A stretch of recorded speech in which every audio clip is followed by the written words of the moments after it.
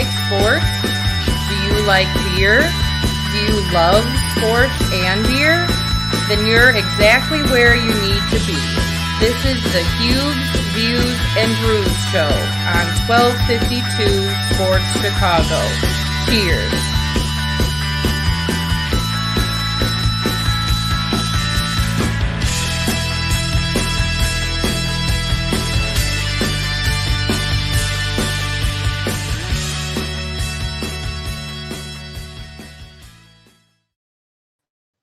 Cheers is correct. Welcome on in Monday night.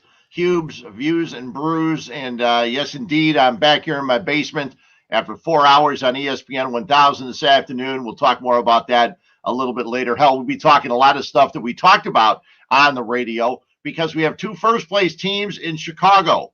That's right. The White Sox and the Cubs both in first place. Yeah, I know the Central divisions are no good, but it doesn't matter. You still got to be on top, right? You want to get to the playoffs, you got to win your division. It's the easiest way to go. You can't be counting on any of this wild card stuff. So we will talk about the White Sox. We'll talk about the Cubs. We'll be talking with Mark Gonzales, one of the coolest writers. Wrote for a long time for the Tribune. He's been doing some stuff lately for the Daily Herald. We'll talk with him in about 15 minutes. Also, talk to the guys from Hop Butcher for the World. If you are a craft beer guy, you have, without a doubt, had beers from Hop Butcher. We will talk to the guys from there as they are going to get their own brewery. They've been brewing a lot at Miskatonic Brewing out in Darien. They've been cranking out some great hoppy beers for the last several years, and they're now getting their own brewery. They're going to buy. We talked about it a couple weeks ago on the show as they're buying the old Half Acre Brewery and in the city. So we will talk with the guys from Hop Butcher around 8:40. A little bit later show today because, as I said, I was working on the radio, and because of that, I have not had a chance to have a beverage. Actually been a little, I don't know, my stomach's been a little queasy, so haven't been drinking much. I did drink the other day at Mongopalooza, and we had a great time. All the people that came out to Mongopalooza, a lot of people stopped by and said hi. People that actually said, hey, I listen to your podcasts all the time. Why weren't you on Monday? Hey, it was a holiday. So tonight I'm drinking Microphone Brewing. Look at that. Microphone Check 1-2 is the name of the beer. It's a double dry hop, double India Pale Ale. Probably not one I should have started with because it was a double. It's probably 8 or 9 alcohol by volume. But it's very, very tasty. I've had a couple. I stopped up at Microphone Brewing. First time I've been there up in Elk Grove Village in an industrial area, which a lot of breweries are because you need the space in order to have your tanks and everything else. It was the first time I've been to a Microphone Brewing, and they had a bunch of barrel-aged beers. They had their own barrel-aged stouts. They also had a bunch of other barrel-aged stouts there. I went with my buddy Larry Griffin and his daughter Chrissy. We got there at noon. We left at 3:30, but we were drinking beers only about this big. We had 6 or 7 of them, but still, they were only about 4 or 5 ounces of beer. So we were good. We were fine. And when I left, I bought a 4-pack of Microphone Check 1-2. It was very, very tasty and very, very good today. Now, in Mongopalooza, I had a Coors Light and a Miller Lite. And there's actually a picture of me drinking a Miller Lite, which I'm trying to get banned from everybody's thing. I drank Miller Lite. Yeah, there's a Miller Lite sign right behind me. Again, I'll figure it out. Right behind me, Miller Lite sign.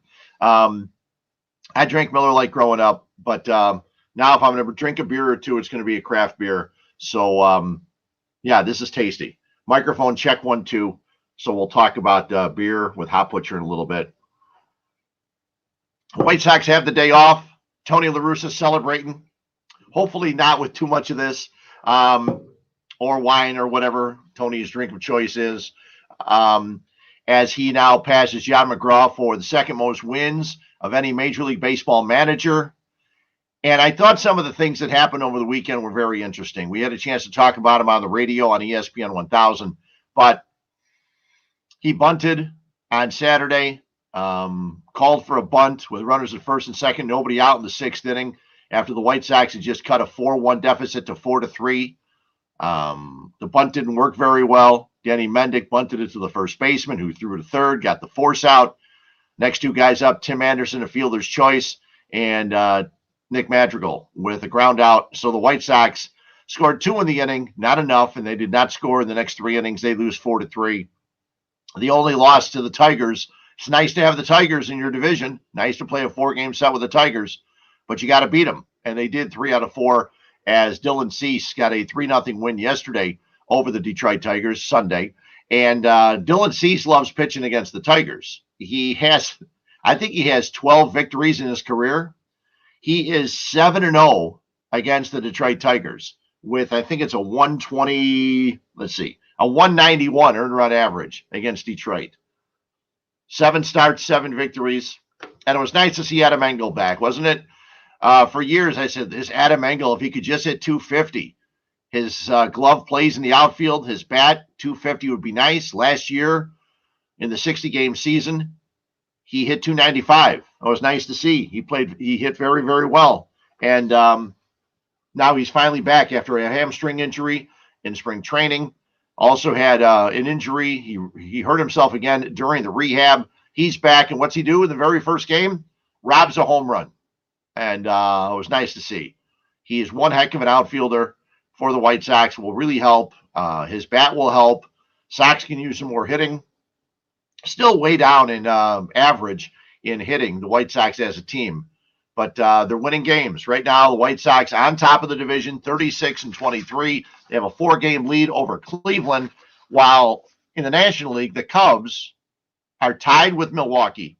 They salvaged the final game of their 4-game set with the Giants. Now, we knew it was going to be a tough series. The 7-game road trip, 4 in San Francisco, the top team in the National League West, and actually the best team in baseball right now. They have a .627 winning percentage after taking 3 or 4 from the Cubs.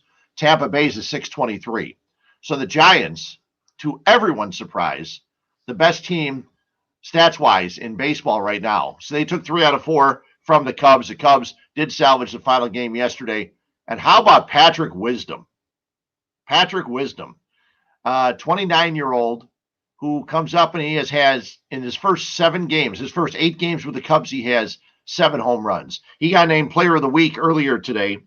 Patrick Wisdom, Player of the Week in the National League, hit .435, 6 homers, 9 runs batted in, an OPS of 1.719, and a weighted runs created plus, which all of the stat people love this, weighted runs created plus, 354. So if you're a big analytics guy, you'll understand. But let me go back to Tony La Russa. I skipped too fast over Tony La Russa.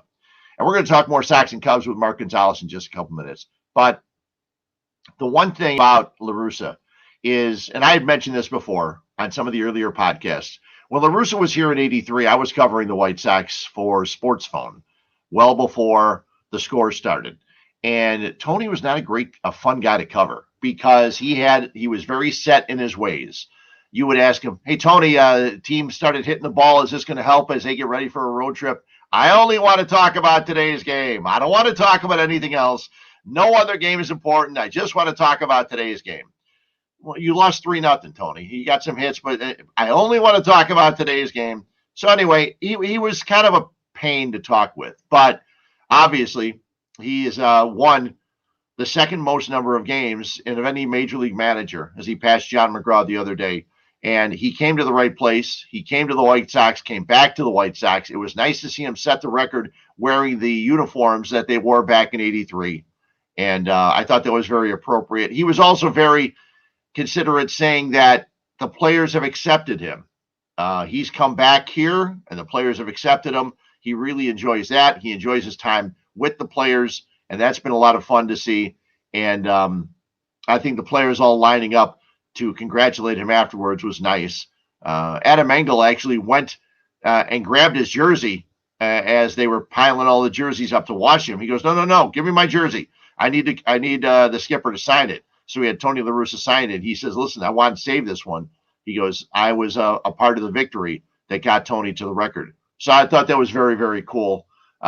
He also did mention longevity. And I was watching MLB Central earlier today. And if you're a baseball fan and you have the opportunity, MLB Central on Monday through Friday mornings from 9 till 11 or 9 to 12, depending if there's a game or not. Great stuff. They break it down for you. They break down all the games, all the hot topics in baseball. And I think it's a wonderful show. But I'm watching, and Ken Rosenthal said, think about it. Tony La Russa came to baseball in the major leagues in 1979. Okay. So he's in his sixth decade of baseball. Yeah, he didn't manage for a while, but he was still in the game. He was in front offices. He worked for the league office. So here you have a guy in Tony La Russa, 6 decades in baseball. And it was nice to see him get the record as the second most wins. Also, it was nice. I kind of agreed. I didn't have a problem with the bunt. I had a problem with the way the bunt was laid down and where it was laid to from Danny Mendick the other day. With runners at first and second, you don't bunt towards the first baseman who can throw to third and get the force out, and that's exactly what happened. But the one nice thing about La Russa is, and he said it the next day, is that he has his opinion. You can ask him why he did it. He'll explain to you why he did it. He laid it out for the reporters why he did it, what his thinking was. And so you pretty much know he's going to be old school. But he also said that there are a lot of people that don't ever believe in sacrifice bunting. And what he said is, listen, there's a time where you need a run. You need that extra run. They were down 4-3, sixth inning. They had the guy on the ropes. They wanted to make sure they got the tie, and then they could go from there. Unfortunately, it didn't work out. They didn't get the tie. But congratulations to Tony La Russa. The White Sox get the win. Dylan Cease with an easy victory. Not going to be so easy the next 3 days. You get a tough, young ball club. The Toronto Blue Jays coming to town. Toronto's 30-27. They're 6 games back of Tampa in the American League East. And when you watch Toronto play, you get a bunch of kids. And I mean kids of former players. Vlad Guerrero Jr. You get Bo Bichette, Dante Bichette's son. You get Biggio. You get guys that have played in the past, whose fathers have played in the past. And they're fun to watch. They're a fun team.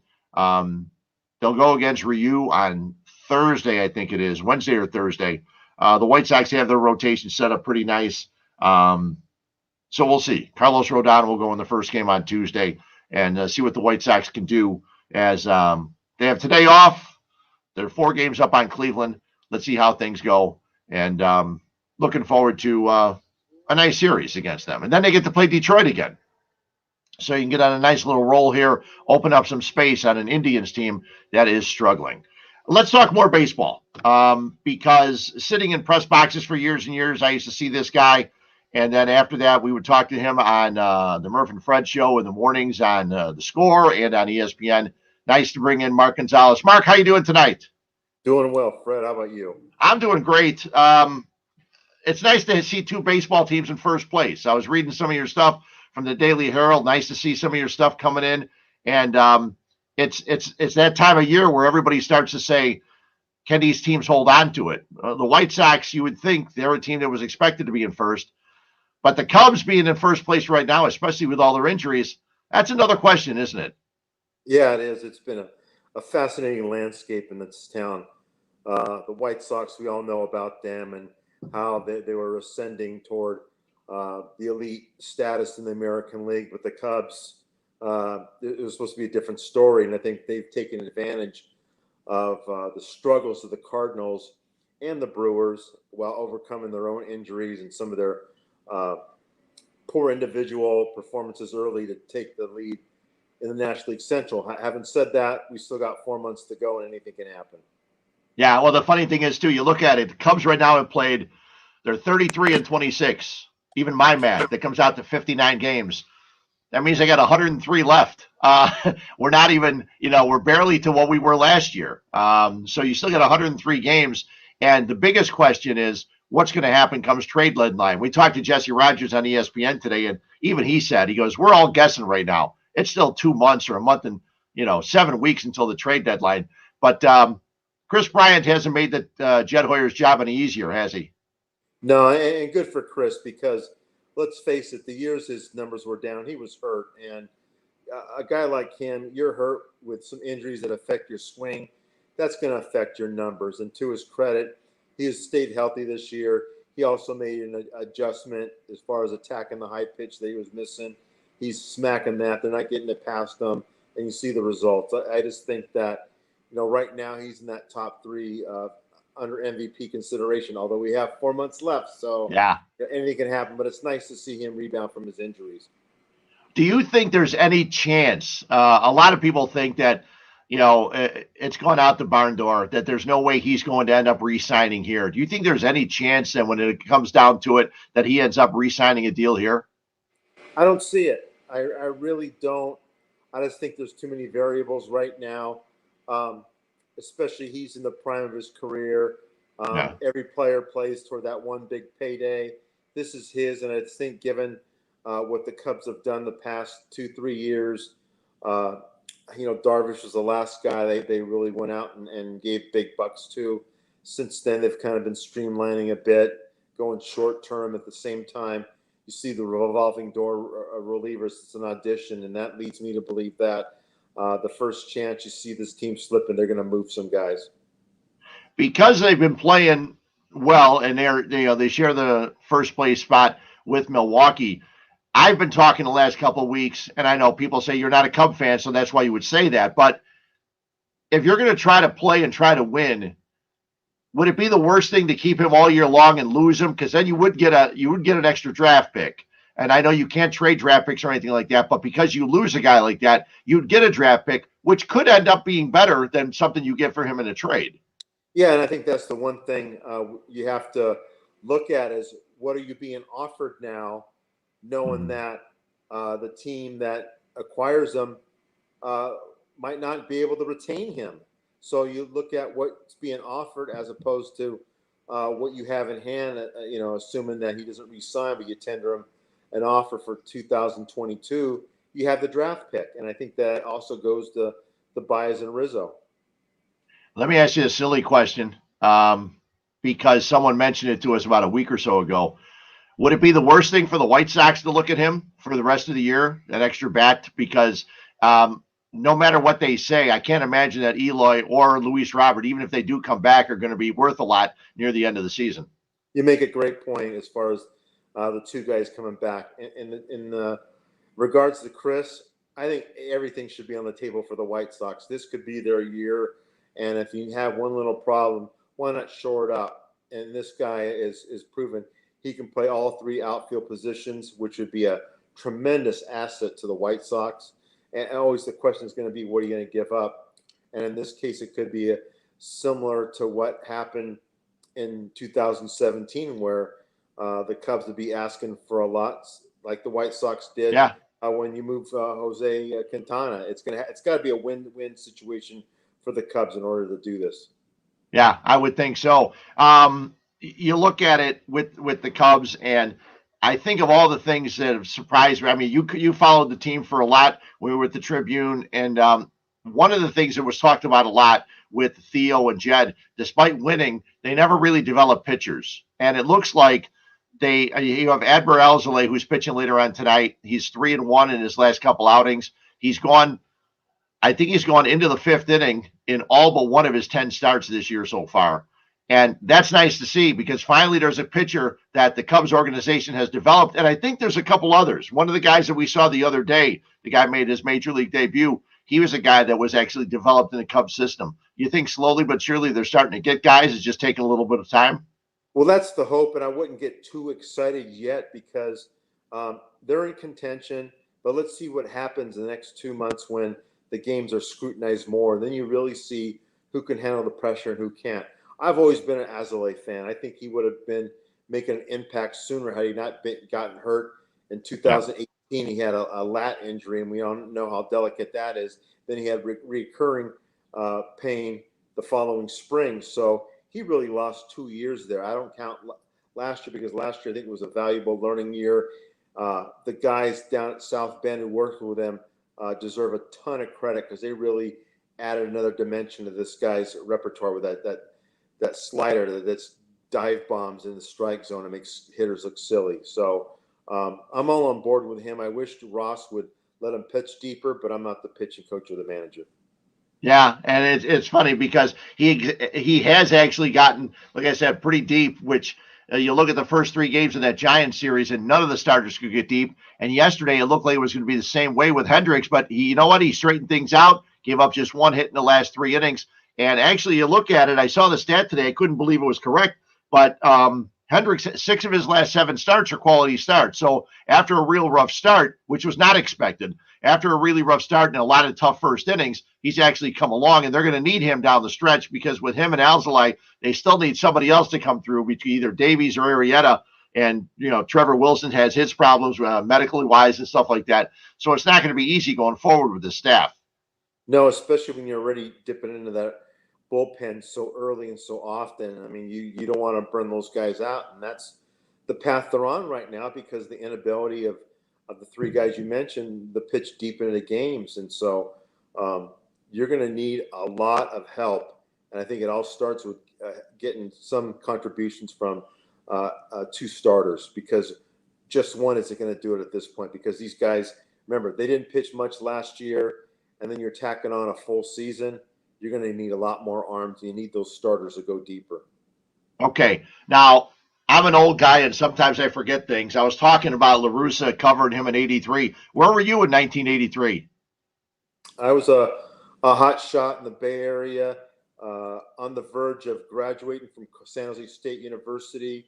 I actually went hardship. I got offered a full-time job as a news clerk at the Peninsula Times-Tribune in Palo Alto, California, which has since folded. But I took the full-time job with benefits and sat out college for a year, and that was a little tough. But I did go back and get my degree. But in '83, I thought I was king of the world, like most people in the early 20s.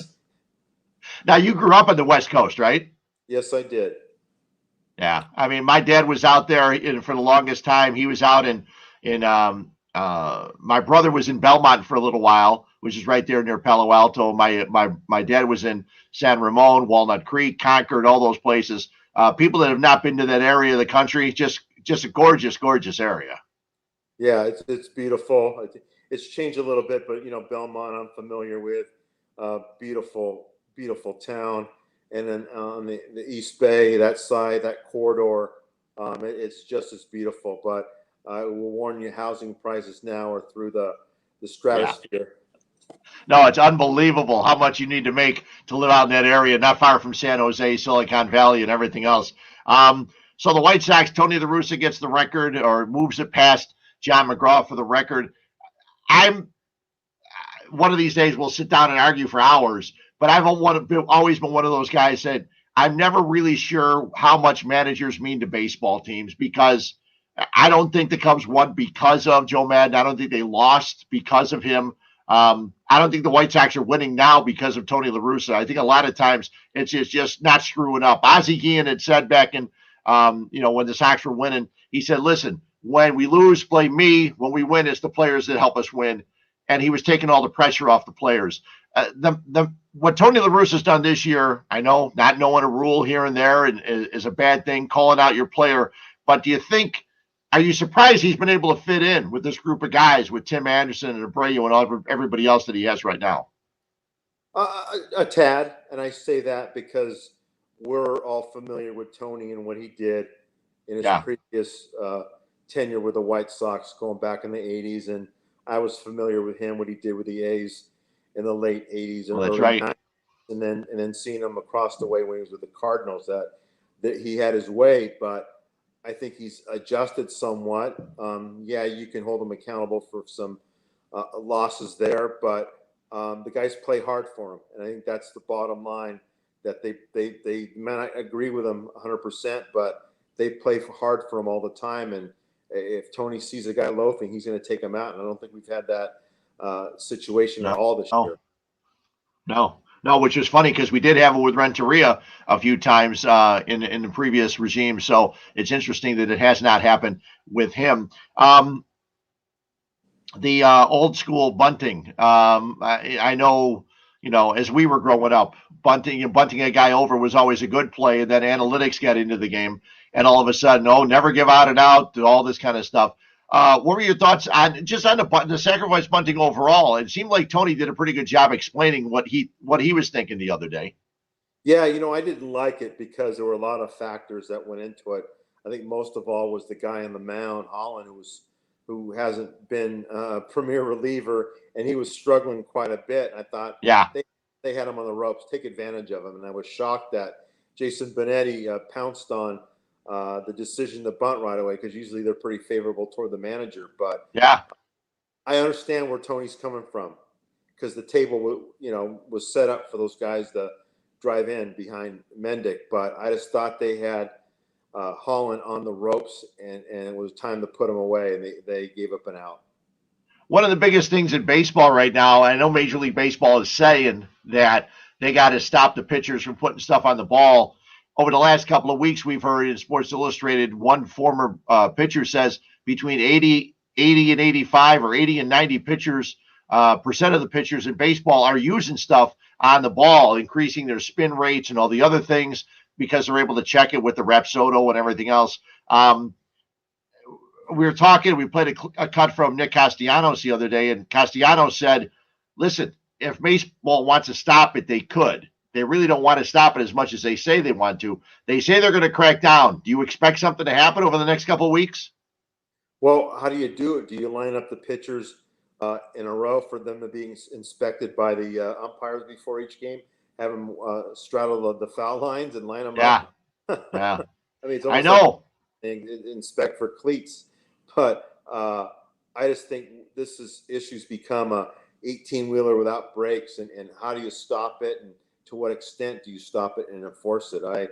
I really am puzzled by the suddenness of all this, and demands that this be ceased. But how do you do it throughout the game? Because they can inspect before games, but who's going to go out in the bullpen and inspect to see if they have some sunscreen lotion that can double as a device to help you grip the ball better. Yeah, I know. It's absolutely crazy. And it's funny because Castellanos said there's some pitchers have told him, listen, we need this kind of stuff on the ball so we don't hit you. Well, you know what? They can solve all the problems. Don't use the stuff. Throw the ball a little bit. Don't go throwing 100. Throw 93, 94. Ball gets put in play more often. There's more action in the game. More things happen. All of a sudden, Dio could be a genius again if he has all this with the Major League Baseball. Well, I mean, I don't want to put any blame on the Cubs, but I'm sure executives know or are cognizant of what's going on and what's being done to help spin rates and all that. And I just don't think it's changing the grip on the ball. Yeah. So you're not writing all the time every day. Do you miss it? I miss the interaction with people. Right. The people, before the game, even if it could be an usher or usherette or a press box attendant or a scout. Those are the people I miss quite a bit. But I'm still trying to, keep busy, find out what's out there. Still got my ear to the door as far as what's going on in the sport. So I'm not totally divorced from it. Yeah, well, that's a good thing. It was always fun reading all your stuff. Murph and I used to love having you on, and I used to love having you on over at ESPN 1000. It's always fun. When I told Murph I had you on, he goes, Gonzo's great. He doesn't like anybody. So I said, okay, well, I'm not going to get him too much into that. I don't want to get him in trouble. So I appreciate you jumping on for a few minutes on this Monday night. Thanks. Usually it's a little bit earlier, but every once in a while I got to work for a living. So I had to work today for a few hours because they didn't invite me to the golf outing. So I had to go drive downtown and actually work for 4 hours. But if you call this work talking about sports, it's something I bought in for years and years ago. And I'll never regret a day of it because anytime they always say it. And I know for you too, going to the ballpark and doing this, you couldn't find a better job doing something and loving something as much as you do and making a living at it. It's an awesome way to make a living. Absolutely. Yeah. Thanks a lot for jumping on in. Take care, Fred. Anytime. See you, Mark. Take it easy. Mark Gonzales, you've read him for years. He followed the Cubs. You follow him sometimes now. He's writing articles for the Daily Herald and just a great guy. We'd have so much fun, and we go back and forth on texts throughout the course of the baseball season. He's watching the Cubs games, watching the White Sox games, and we always go back and forth, and it's a fun time. We don't, unlike Waddle and Sylvie and those guys, we don't have a text chain, but I'll be texting Murph, and Murph will text me, and Gonzo will text Murph. So it's all kinds of fun talking baseball. And like I said, you can't beat the game. you're a fan of sports, and people keep saying, "Oh, it's got to be a great time of year for you. You get the NBA playoffs, the NHL playoffs. Oh, you had golf, and you have." I mentioned this to you a week or so ago. I have baseball and I have soccer, and actually, I have a couple minutes now and talk a little bit about soccer because I don't watch the NBA playoffs. I might watch tonight. Denver's playing Phoenix game 1. I know right now the Nets are playing the Bucks. I don't care. I don't want to see a team who's put together 3 superstars to try and win a championship. That's not my opinion. That's not the way to win championships. Having superstars sign up on one team and demand to be traded so they can try to win a championship. That's a horse crap way of winning in any sport. It's an awful way, and I don't know. And unfortunately, it's the way of the NBA right now, and I can't stand it. But anyway, soccer last night. They have this thing called the Nations League, and in Europe, it's one thing. They played the Nations League to qualify for the Euro Championships, which actually start this Friday in 11 different countries, different little cities. 11 different cities across Europe. And for the CONCACAF nations area, and CONCACAF is basically the United States and Mexico and Honduras and Trinidad and Tobago and Costa Rica, the group of soccer teams and countries. The United States played Mexico last night. Now, the United States beat Honduras in a lackluster game in order to get to the championship game that was played last night in Denver, Colorado. And Mexico scored the first goal. Mexico scored another goal that was taken away after video replay. The United States scored a goal. Gio Reyna, one of the young stars of the U.S. men's national soccer team, scored. And my brother Timmy, he watches this all the time. He said, once you start talking soccer, he goes away. Timmy, don't go anywhere. I'm going to be talking beer in about 10 minutes. So anyway, Mexico then scored, made it 2-1. It looked like the United States was going to struggle again and go down to defeat to the at the hands of the Mexicans. But no, Weston McKennie scores a goal on a header, makes it 2-2. The game goes to extra time. The USA goalkeeper hurts his knee. The backup goalie has to come off the bench. And in extra time, meaning they played full 90 minutes, they were still tied. They had 2 15-minute overtimes. Now, it's not sudden death. You play 2 15-minute periods. Whoever's winning at the end of that wins, or you go to penalty kicks. Okay, so what happens? My buddy Steve says I'm with Timmy. Okay, I'm going to talk beer in a minute, Steve. Calm down. So anyway, the USA gets a penalty as Christian Pulisic, one of the young stars for the United States who played for Chelsea, won a Champions League championship last week with Chelsea. He goes into the box, gets taken down, and he gets a penalty shot. Puts the penalty into the upper right-hand corner, okay? USA leads 3-2. Just minutes later, Mexico gets a penalty. The ball bounces off the hand of a USA player standing in the box. Technically, if your hand is by your side and the ball goes off, and it's not supposed to be a penalty, but the penalty the USA got was questionable, so no one was going to complain that Mexico's penalty was given. So you figure, okay, penalties are hard to stop. My buddy Pete said, how do you not score on a penalty shot? You're 12 yards away from the goal. The net's as big as a city bus. How do you not score? Well, it's not quite as high as a city bus, but anyway. Ethan Horvath, the goalkeeper for the U.S., a Colorado kid, makes the save on the Mexican kicker. The USA ends up winning 3-2. Big celebration. They get a trophy. And now they play. Now what they're going to be doing is trying to qualify for the World Cup. They were unable to qualify for the last World Cup because they couldn't beat Trinidad and Tobago. The only thing I knew about Trinidad and Tobago years ago is when I was a kid, I used to collect stamps. And I had every stamp from Trinidad and Tobago. I know. I was a pretty boring kid. I was, until I got a little older and found beer. So anyway, soccer was fun to watch last night. I'll watch that. And then starting this Friday, it's the Euro Championships. They're going to be on ESPN. As I said, played in 11 different cities around Europe. Can't wait.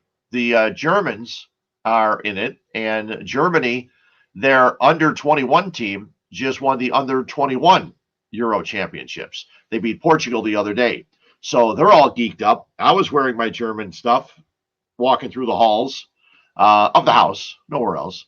I was very happy that Germany was winning and is bringing some young players that can help because the last World Cup the Germans were in, they lost all 3 of their games in the opening round and did not go to the next round. This after winning the World Cup 4 years before that. So lots of soccer coming up, and that cannot make me any happier. I love soccer. Okay, Timmy, Steve, no more soccer talk. Okay, I am going to talk a little bit more about beer.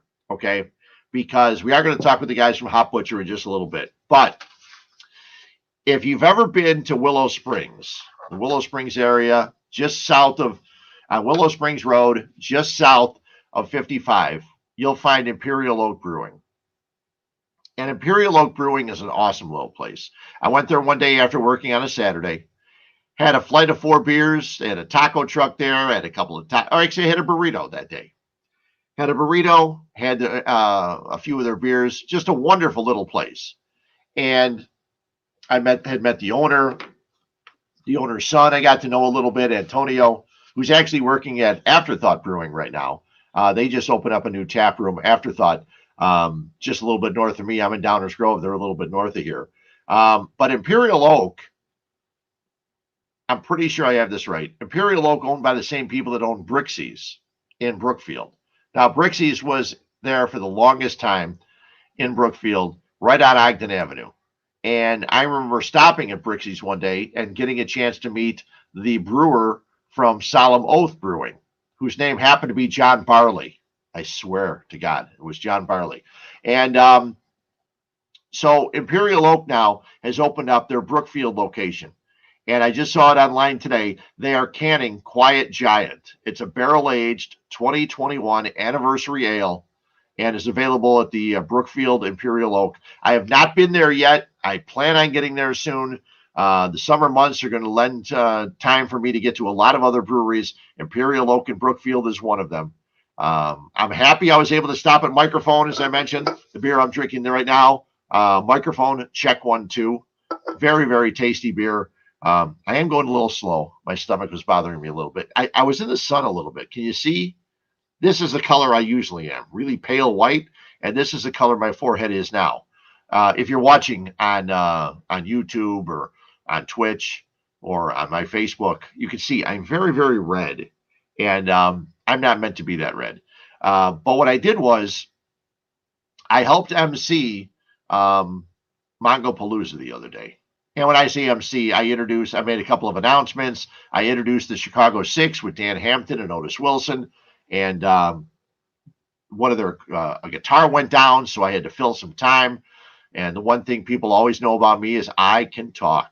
So I did that, but I made the mistake of not wearing a hat. And anybody that knows me, that's not a good look for me. I mean, I'm as red as a lobster. My buddy Sammy used to love the song Rock Lobster by B-52s. And that's what I was thinking about all day long when I was driving home, because that's what I look like. But it was nice to see so many people out there and raising money for one of the nicest guys you'll ever want to meet. Steve Mongo McMichael is hit with an awful, awful illness, ALS. There's no cure. And I've had a friend pass away from it in the past. The house we're sitting in, the lady whose house we bought, my wife and I bought 26 years ago, her daughter's husband, Steve Kalinowski, had ALS, and he was around for 7 years with ALS. And it's such an awful illness because your body fails you, but your mind is still sharp. And just imagine being locked in and not being able to do certain things. And that's a brutal thing.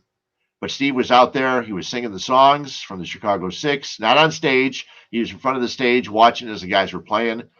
Hampton had a great time. Otis Wilson sang a few of the songs. And the Dancing Noodles were out there, a group called Prize Fighter. It was a wonderful time. A lot of money raised. And thanks to all the people that actually came out there for the event, because it was a really, really good time. if you're a fan of craft beer and you like getting your beer on a weekly basis and you say, well, what's coming out new this week? There's a brewery that I don't know how they do it, but it seems like every week they're cranking out 2 separate beers. And we bring in Jude LaRose from Hop Butcher. Jude, I got to ask you, first of all, before I even go into how you guys started and everything else, how do you guys crank out 2 beers a week? It seems like every week you're cranking out 2 beers and people are standing in line waiting to get them. Thanks for having me, Fred. Having a schedule that allows for it. Yeah. So probably planning on that. No, for real. It's really a thanks to everybody that picks up our beers week after week, which allows us to release beers week after week. Because if they didn't, we probably wouldn't be releasing them. So thirsty Chicagoans. That's how we do it, and that's who we have to thank. I went to your site yesterday just to get a couple extra information, and I went to beers because I wanted to see the ones I had and the ones I hadn't had. The list never seemed to stop. It just kept going and going and going and going. Do you know offhand how many beers you guys have made with Hop Butcher? I think there's got to be maybe 200. Maybe I'm overstating it, but I think the number stands at 200. Untapped would probably be the best bet to check in. That's probably where I would check in first. But I think it's somewhere 200. We have beers that come back. We got a lot of new beers, and that's really just because I think we got an appetite to explore the endless combos of hops, and there's always new hops coming out. So you'll never have to twist our arm to want to do something new. I don't know. I think we're around the corner from, you never know, you might be onto like the next flavor that you haven't experienced. And that's what we're always trying to do.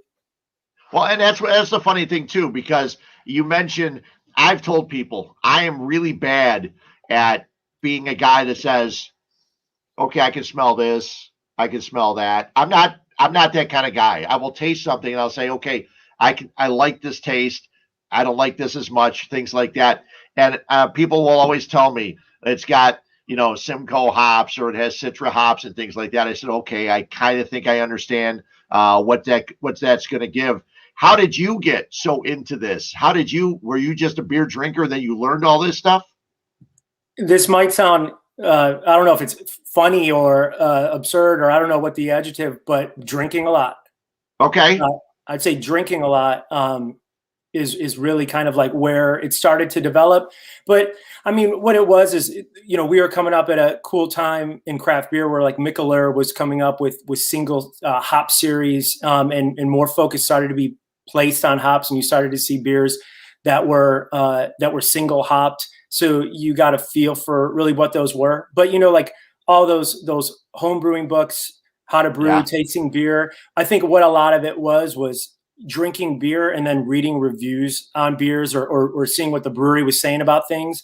And then I think you started to match up flavors, things that you were tasting with, I think, things that you thought you should be tasting. And I think over, after time, you started to develop your own vocabulary, or just at least like associations.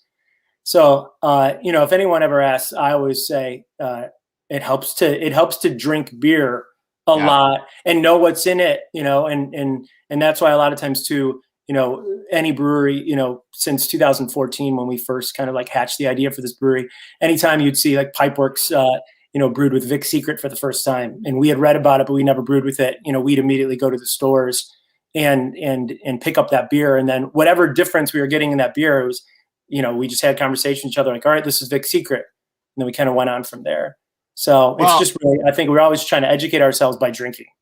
Well, and you mentioned we, and you and Jeremiah Zimmer. Now, how do 2 guys that meet in a ticket office selling tickets for the Chicago Rush, how do you guys become, guys that become brewers? How's it work out? We first met in 2006, at the end of 2006. The Chicago Rush was fresh off of 2005 Arena Bowl championship. Spirits were high throughout the entire time we were there. But there was, we had a successful team, and we had a stadium that was selling out all the time, 8 games at home. The Bears, were on a cool little run at the time too. They would hop over to the All-State. And, Jared and I just sold group tickets and season tickets, getting people excited to attend arena football. We kind of went our separate ways. Jared into sports marketing. I worked for the Chicago Wolves and the Chicago Fire. But somewhere along, like I want to say 2010, we both got married at the same time. And I think the four of us all kind of bonded over going through similar experiences. And we went out for a beer one time. We went out to a bar in Lincoln Park, and they had a beer called Gumball Head on tap. And we had, we had never seen that name.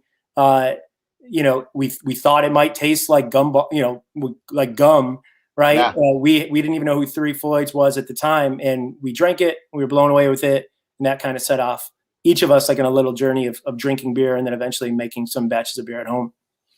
So you were then both home brewers then, right? That is maybe giving us more credit than we're owed. There's home brewers out there that are far more prolific and have way more equipment and are way more talented. We brewed a couple batches at home on my stove or his stove, and then we met in the garage and we brewed some beers. But we did. I mean, we were much trying to like emulate and create off of beers that kind of inspired us at the time, and see if we could do it. I don't think we had an idea of forming a brewery yet. Right. But I don't know. It was all about, educating ourselves and diving deeper down the kind of like the rabbit hole that craft beer was at the time for us. I think the last time I actually saw you was at Miskatonic one afternoon when they had mentioned that you were releasing one of your beers at 3:00. And this probably is it's probably about a year and a half ago at this point. I think it was Megabyte. I think it was the second batch of Megabyte. Yeah, I think you're right. Yeah. And I went out there and I saw you. But I mean, since then, you guys have you've been brewing at Miskatonic for how long? Since the fall of 2017. Okay. And so 4 years this fall. And obviously that worked out great. That's worked out great for you guys because there was a situation where you were doing all your stuff. They have a big place. They had enough room for you guys to do this stuff. You didn't have a brewery. You don't have your own tap room, but all your stuff was being canned, so you weren't really in need of one. When did you decide that, or did you always plan on getting a tap room and getting your own brewery? The goal was way back in 2014. There was a lot to risk. We were both married for 5 years. Right.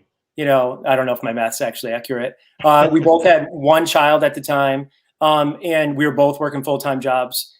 So it was a lot to risk to kind of put our name on, what a brewing system would cost and kind of the infrastructure to get things up, boilers and glycol systems and compressors and real estate. So I think we had a lot to risk, and we hadn't even brewed a batch on a commercial scale yet. We've never run our own business. We had experience in sales and marketing, but before we were going to put everything at risk and have put everything at home in jeopardy, we thought let's see if we could kind of piggyback off of the infrastructure of an already existing brewery had, and see if we can make beer and sell beer. The goal always was, though, to have our own brewery and to have our own tap room, but it was just way too much money off the ground. Too much risk involved, and we had to prove it first. So it was always the goal. And since 2015, when we sold our first beer, we've been steadily and deliberately working towards that.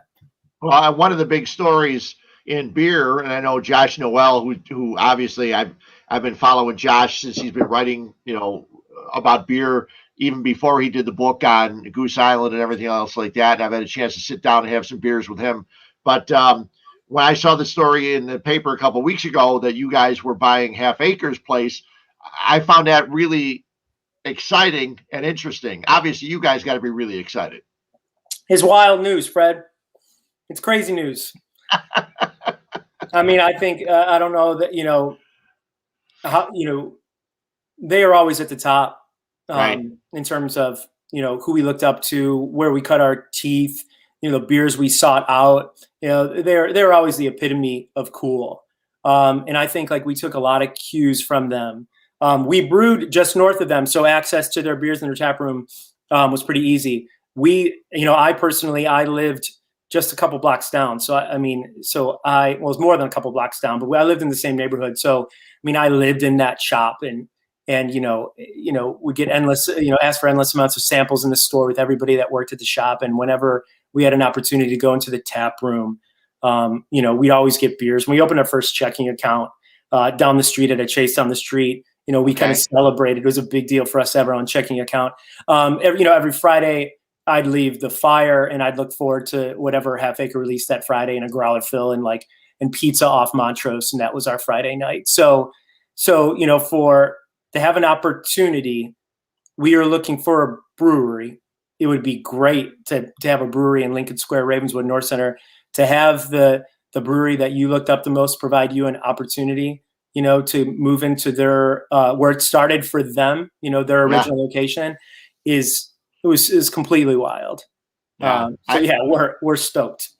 I remember the first time I went there, and I haven't been there much. I live out in Downers Grove, so we live out here. It's tough to go to breweries in the city because after you've had a couple, you can't drive home. Now, I had a place in the city, so that was nice.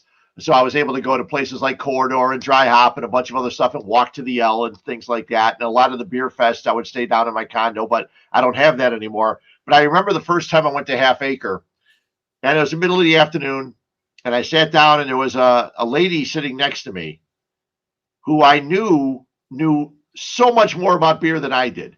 And every time I tried one, she goes, "What do you think about this one?" And I'd answer, and "What do you think about this one?" And she'd go on and on and on. And she was just a patron. She was just there, just having beers, enjoying beers. And it was such a cool place with the beer bear head or whatever, and all the spikes around it. Where the taps are and everything. I had a great time. I was so excited to see it. And I think fans of Hop Butcher are too. The one thing I would think is in most tap rooms, most breweries with tap rooms, they always have one or two, what do you want to call them, home beers, something that's always there. Sure. That's out of the ordinary for you guys.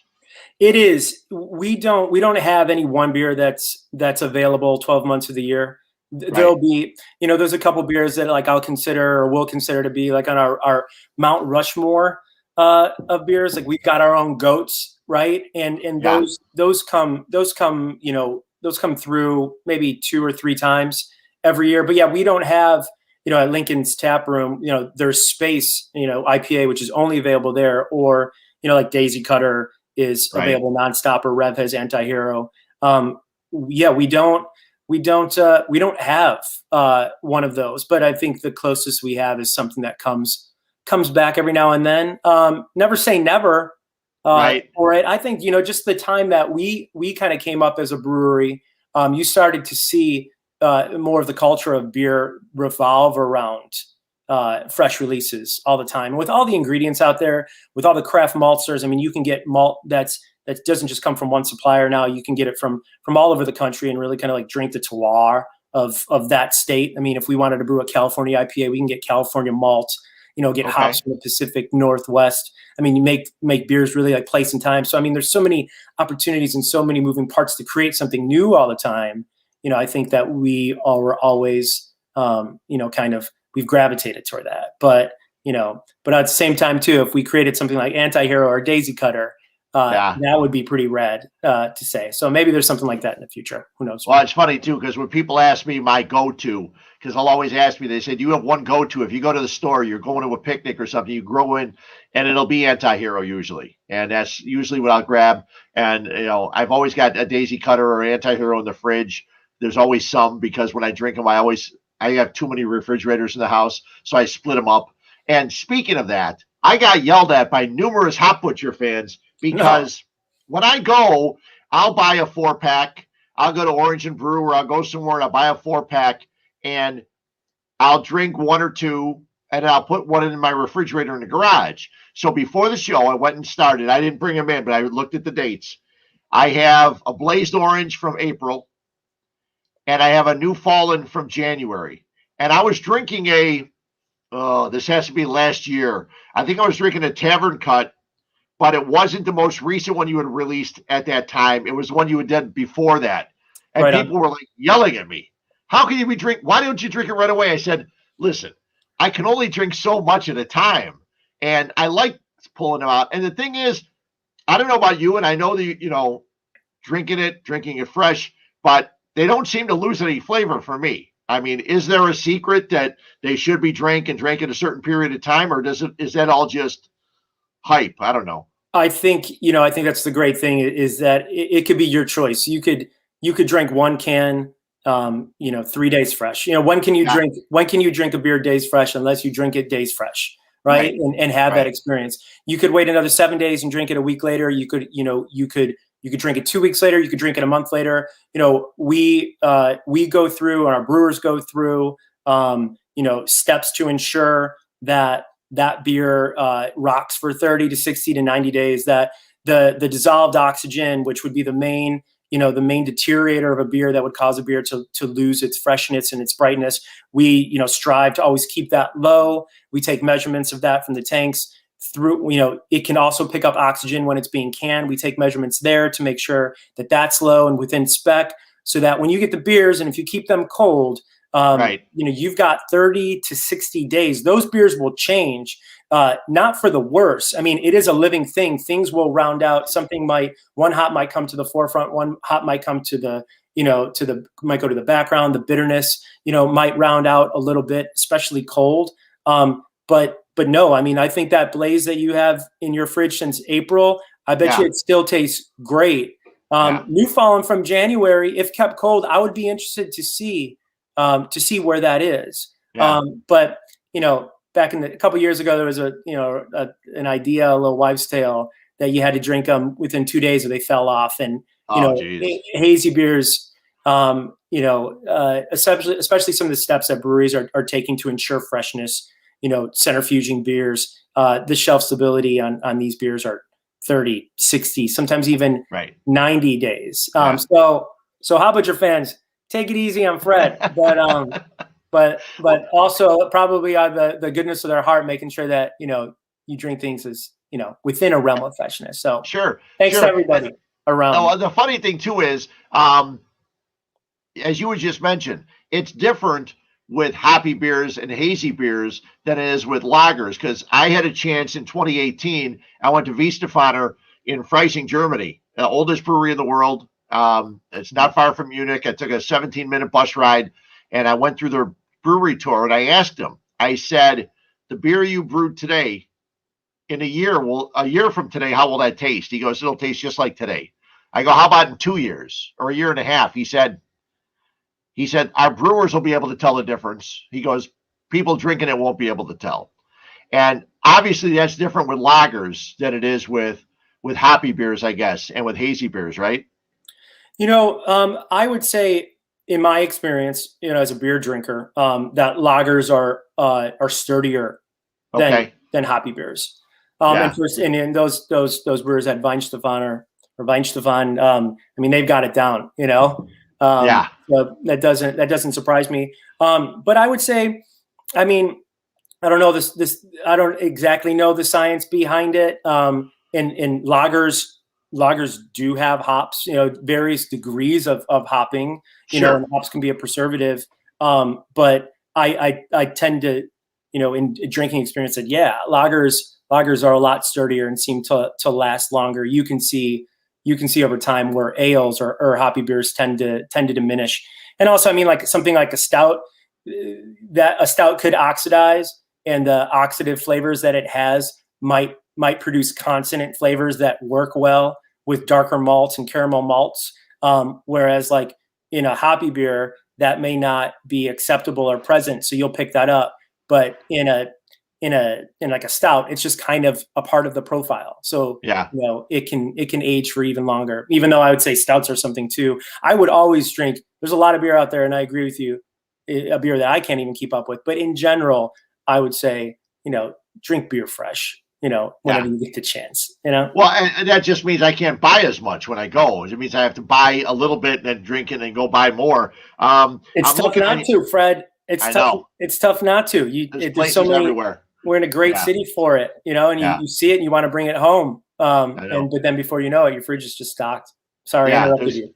Yeah, there's places everywhere. I mean, I had to stop. I'm actually moving. I'm going to be moving to Lockport in about 6-8 months, and I stopped at the Open Bottle in Lockport and stopped and looked at all the stuff they have. And every time you walk into a place, you go, I'd like to have that. I ought to have that, but I know what's in my refrigerator already. And I say, if I keep doing this, I'm gonna run out. Like I said, I went to Microphone for the first time the other day, bought a 4-pack of the Check 1 2, and also they had it on tap that was just made like the day before. So that was good. This is good as well. Well, online, you guys win in the New York International Beer Competition. You win a couple of awards. Illinois Brewer of the Year. You get Dun. You get Herbs and Horto. You talked about marketing and also sales, which both of you guys were in. Is that what made you make sure that your can art was going to be something that stands out? Well, that's a good question.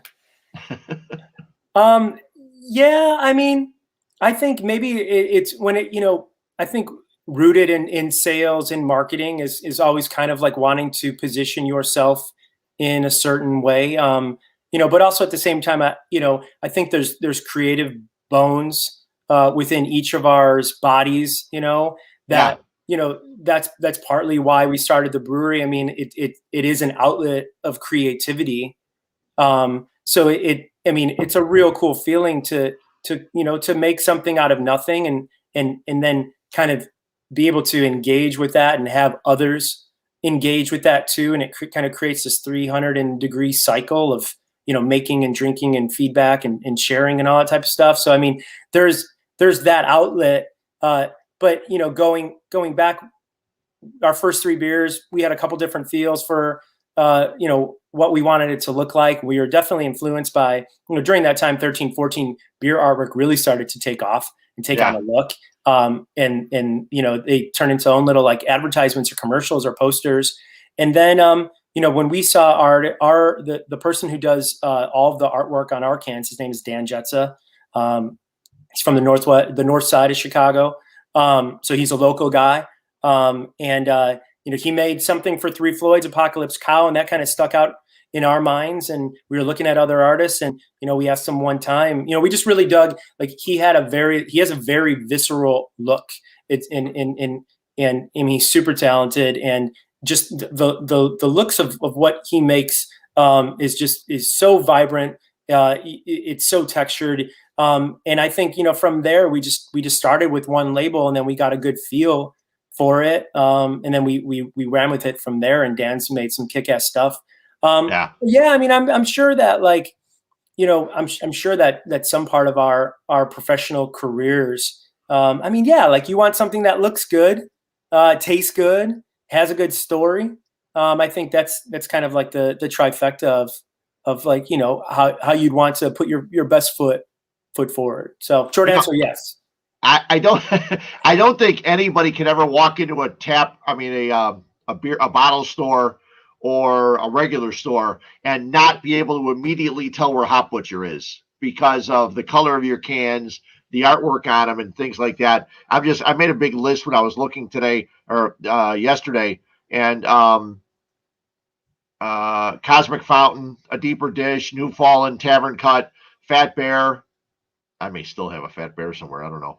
Blizzard of 67, all of those. I mean, when they come out, people, they gravitate to them. And the first thing they see before they see what's in them is the label and how cool the labels are. A Blizzard of 67, I was 10 in 67. I was walking home from school in, inches and inches of snow. So I said, well, I'm going to try that just because of the name. Yeah. And a Hop Butcher beer. So, and your cans have been great. And the Fat Bear was awesome. It was just the monster bear in the red can. Right on.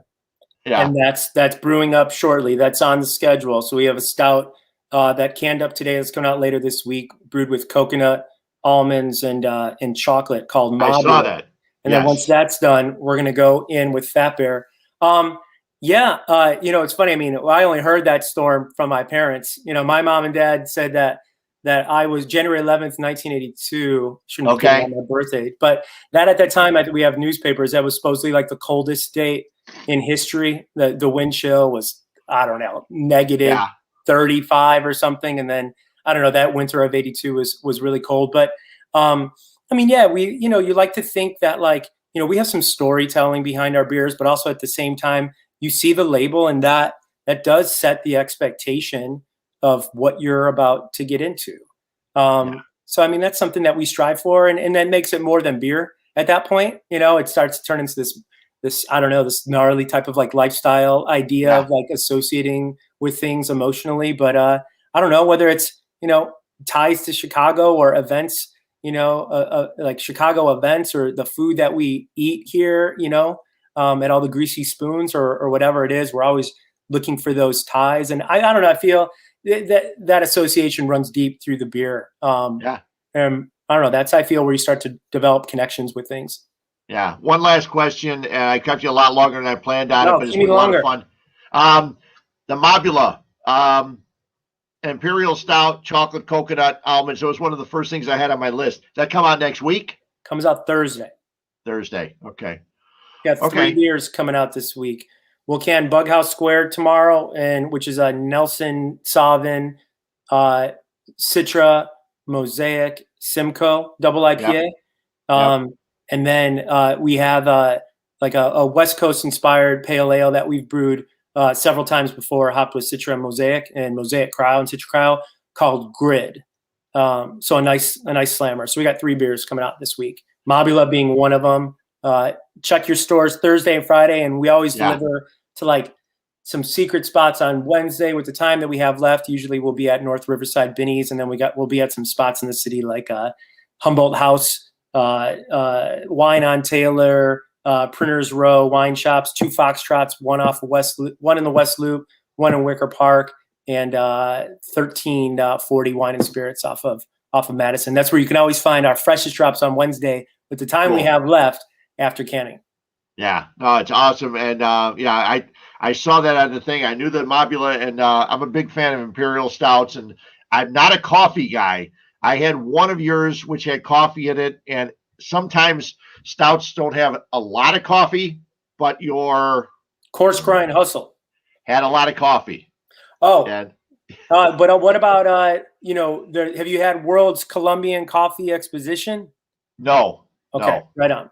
Yeah. All right. If you think Coarse Grind Hustle had a lot of coffee, try World's Colombian. That's a coffee bomb. Yeah. As a guy that I tell the story all the time, the reason I don't drink coffee is when me and my brothers, we were younger, my mom drank coffee and she'd yell at us with that coffee breath. We go, Ma, just don't yell at us anymore. We'll stop whatever you're doing. So none of us drink coffee, none of the 5 of us. Now, in a lot of beers, I can take it, but sometimes if there's a little bit too much and that bitterness from the coffee kicks in, I can't go there. But that's only one. That's only 1 or 2 of the 200 that you make that I have a problem with. So I guess you're okay with that. Hey, coffee breath, it could scar you.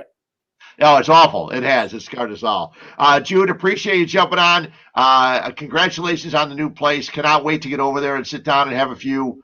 And I appreciate you. Thanks a lot. Absolutely, Fred. Thanks for having me. I look forward to seeing you in person and having a beer. Yep, we'll definitely have one soon. Jude LaRose from Hop Butcher, and the guys are doing great stuff. If you're a beer drinker, hope you enjoyed that, because I've got Hop Butchers. Again, I had a New Fallen. I got 2 Blazed Oranges from April. So I guess after I finish this check 1-2, I probably should go drink a Blazed Orange. I'm running long, but I think I do have one. I do have a moment or two for what's up my can, I think.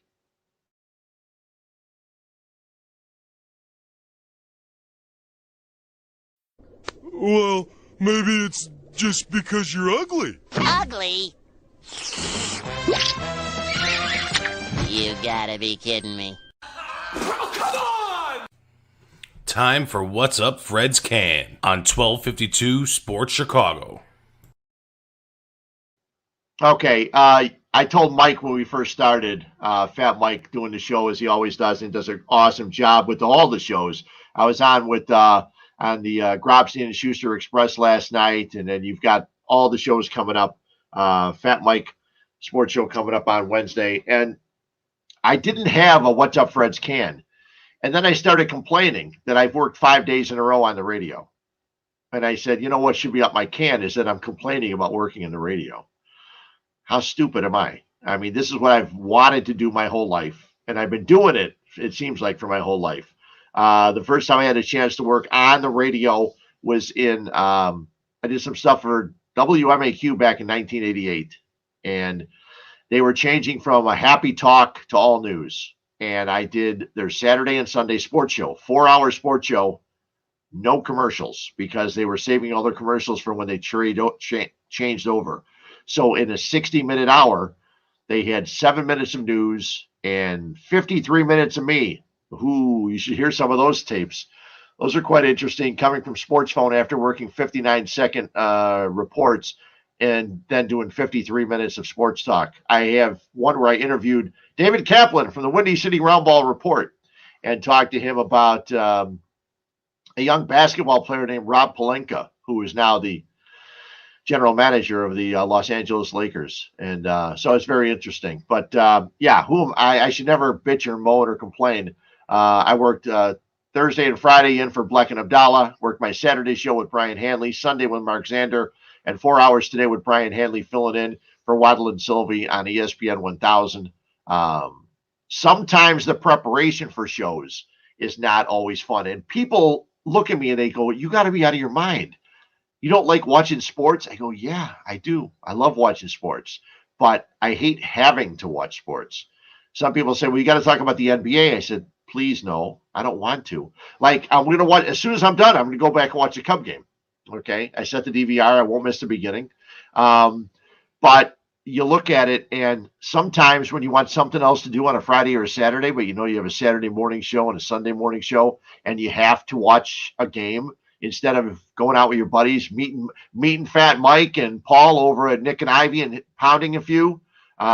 This weekend, it's Old Canal Days in Lockport, and I'm working Saturday and Sunday. I want to go to Old Canal Days Friday or Saturday and sit and drink at Nick and Ivy and have some beers in the beer tent out in Lockport. And I'm going to try and still get there. Hopefully we can make it. But so I'm up my own can today. So thanks to Mark Gonzales. You can find him right now in the Daily Herald. Great follow on Twitter. And also Jude LaRose from Hot Butcher. Jude and Jeremiah getting the half-acre brewery and tap room in the city.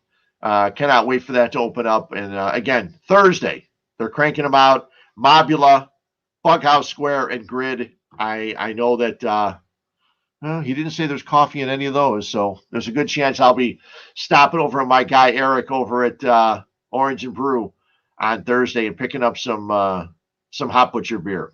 So thanks a lot for jumping on in. We'll talk to another brewer next week. We may talk to the people from Open Bottle coming up. May talk to Rick over at Foreign Exchange. We'll figure it out. We'll get to everybody over the next several weeks, and we'll keep talking about baseball, the White Sox, the Cubs, and football is approaching as there's actually mandatory camps, unless you're a Green Bay Packer and your name's Aaron Rodgers. Mandatory camps coming up June 15th and 17th for the Chicago Bears.